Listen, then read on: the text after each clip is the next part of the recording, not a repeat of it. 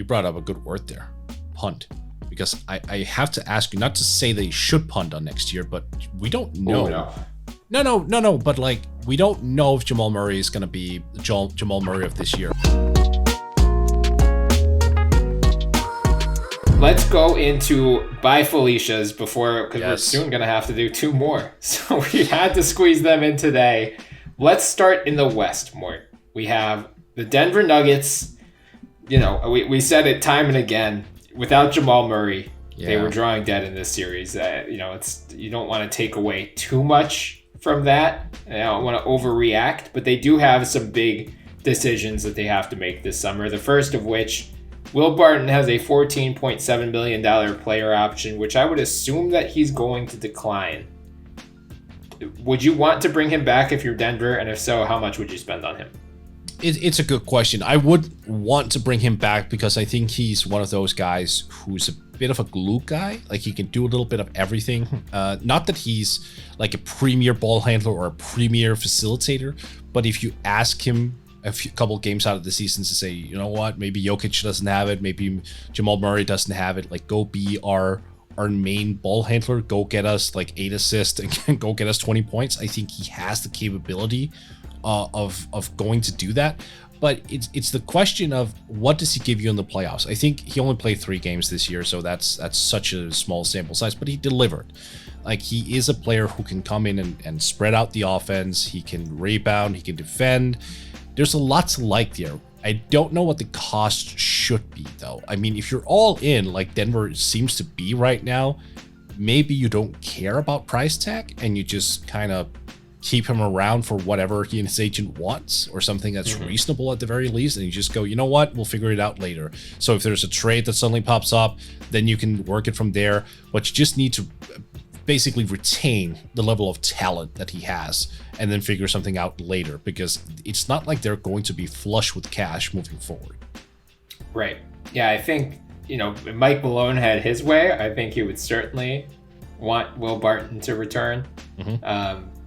And part of it, too, is what's your plan B? Right. You know, we assume once Jamal Murray's healthy, he's the starting point guard. You're going to have MPJ and Gordon as your starting forwards. Jokic is the starting center. So Barton should slot in as the starting 2 guard, or whatever you want to call it. What's the plan B if you don't bring back Barton? Because as you said, they're not going to have a ton of cap room. Right. Even if, you know, everything, like all of their non-guaranteed contracts, like JaMychal Green doesn't pick up his player option either. You'll have maybe a couple million at most. And it's like, you're going to have to probably decide between PJ Dozier, I guess, gets the first shot, and then your boy Marcus Howard. But like, are those guys the starting 2s on a title contender? So I'm actually pretty optimistic about PJ Dozier overall, not to the point where I'm thinking that he should be some full-time starter right off the bat. That would be just too optimistic. But I do think that he would come in and definitely take some of that responsibility away from Will Barton. If they lose him, then he could kind of usurp that. But no, you're right. You want to be as fully loaded as possible, given the championship aspirations that you do have. So it's no. To answer your question, no. PJ Dozier and let's look over the roster actually. Facundo Campazzo, Monte Morris. Like, those guys just wouldn't be enough. You brought up Marcus Howard as well. No, I think you need Barton. There isn't someone on that roster that really come in and do what he does. And I also don't think that option is going to be available for a normal price tag in free agency. So no, I think you're probably handcuffed in getting him back. Yeah, and I think, you know, if you're worried about is Will Barton the long-term fit, he doesn't have to be. You can re-sign him with the full intention of trading him later. Because the Nuggets have done it before with the Nene. Right, and they don't have a ton of trade. Like, you're not trading Jokic or Murray in theory. Gordon is heading into the last year of his deal. Like, you don't have a ton of those mid-range tradable salaries. So if they aren't convinced that this current core is right, they don't have a ton of options to upgrade at this point. So I think re-signing Barton, you know, don't, like, if he wants a max, don't do that. But I don't think anywhere in that. I don't think he's getting a max contract. So, you know, it might behoove them, honestly, for him to just pick up the player option. and they can punt on that decision. But if not, I would bring him back, hopefully right around that same price, around you brought up a good word. A year. You brought up a good word there, punt. Because I have to ask you, not to say they should punt on next year, but we don't know.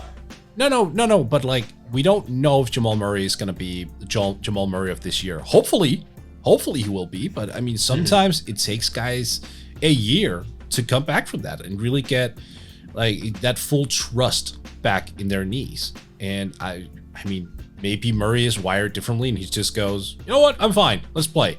And in which case that would be great.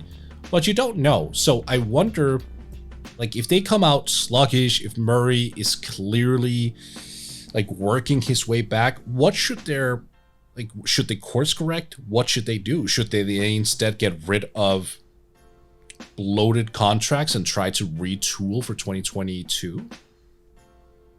Yeah, I mean, our mutual friend TJ McBride has been harping on this point about the timing of Murray's injury being so devastating for Denver, because we can get into the other big storyline for them this offseason is that Michael Porter Jr. is heading into the final year of his rookie deal, which means he's up for a contract extension.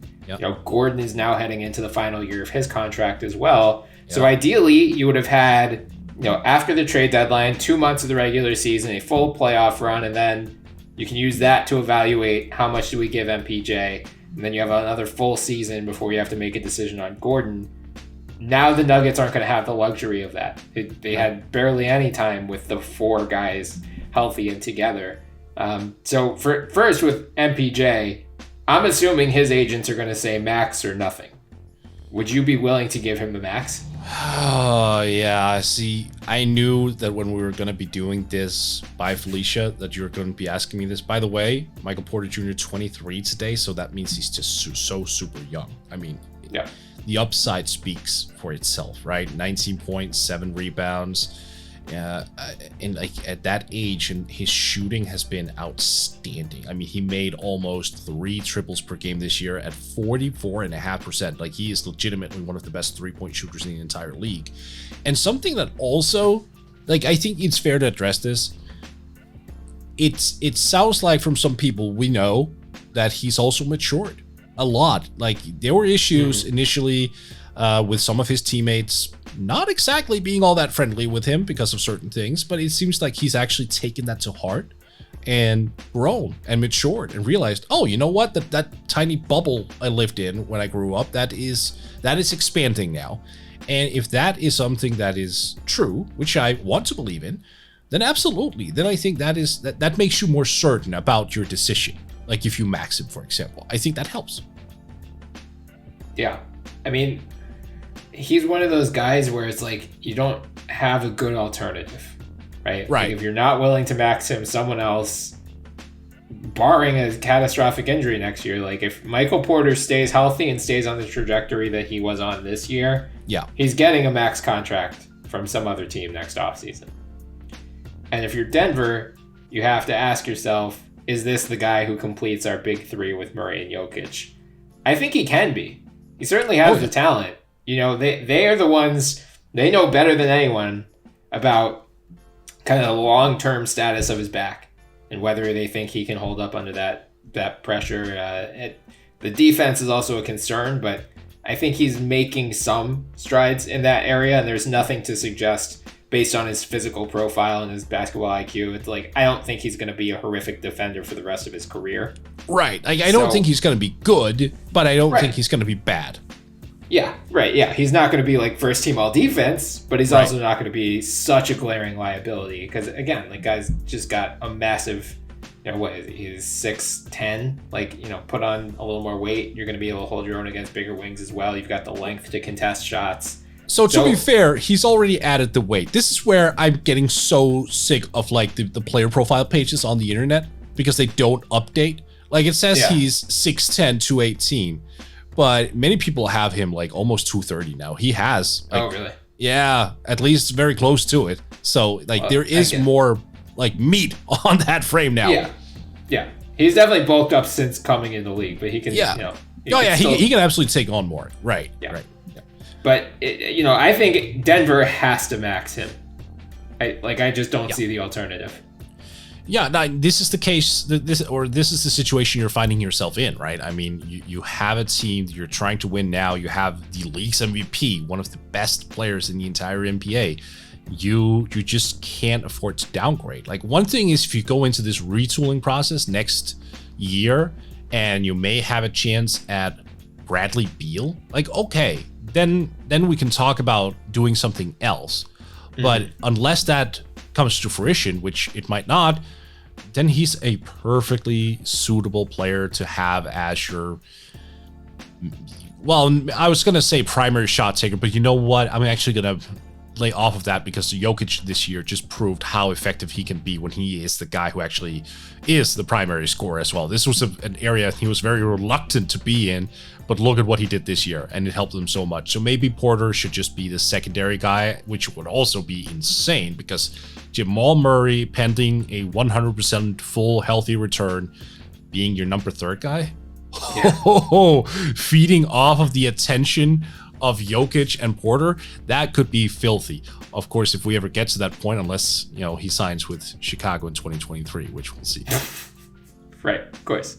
Yeah, but I mean, to your point about, should they punt next year, I just don't think they have the ability to, given these major decisions that they need to make. And another point toward giving Porter the extension now, I mean, one, if you don't, you're getting the max elsewhere. Maybe he decides to take a 3+1 instead of a full 5 year.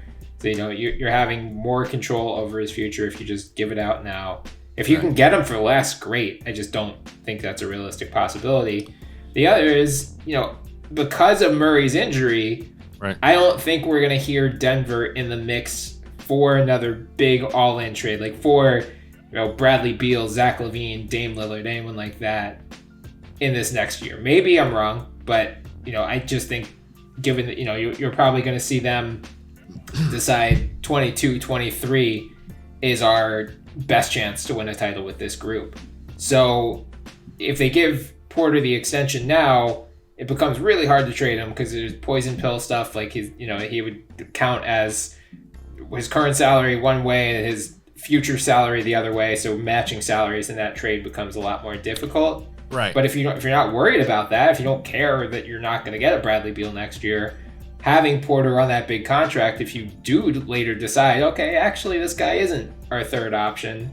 Yeah. Well, now you've got him on a big contract. He's still going to have the talent. And again, barring a major injury, teams are going to be interested in acquiring him. So he could be your chip to go and get a better fitting through star if that's the concern. Yeah, I should have clarified. When I meant punting, I meant making decisions this summer. Because you're absolutely right. The poison pill thing would be an issue. Like, I was thinking, like, maybe you trade him on while he's still on his rookie deal.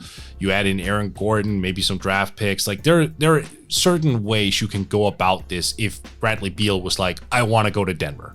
Like, if he wanted to go to Denver this summer, for example, then that would be a retooling process. That wouldn't be punting, of course, but it would be relinquishing a lot of assets for one asset, presumably. And it would empty your draft pick clip also, which means do you still then have, I don't know, the chance of making it to the finals if Jamal Murray, like even if you have Beal and Jokic, but you're like have Jamal Murray back at like 40% or 50%, is that enough to make a finals run next year? I don't know, but would it be enough to make a finals the year later? Yeah, I think so. But, well, I guess it just comes down to, is there someone available that they can trade for? If the answer is no, I feel fully confident in just moving forward with the roster that they have, which is Murray, Jokic, and Michael Porter Jr. as the main 3, and then just see how that shakes out. Because obviously, Porter is not done developing. Like, he could be a 25-point scorer by next year. Who knows? None of them. I mean, Murray's not. Jokic. All these guys are still so young. And this is true. Had Murray not gone down, there's a real chance Denver is in the finals instead of Phoenix or the Clippers. Yeah, you've mentioned that at least 50 times these playoffs, and I don't know if I locked them in as a finals contender, but you're absolutely right that they would have been in the running. Absolutely. Yeah. I mean, I probably would have, if there was a fully healthy Murray, given how they played in that brief stint, I think they would have been in the finals. So yeah, I mean, I could definitely be. Yeah.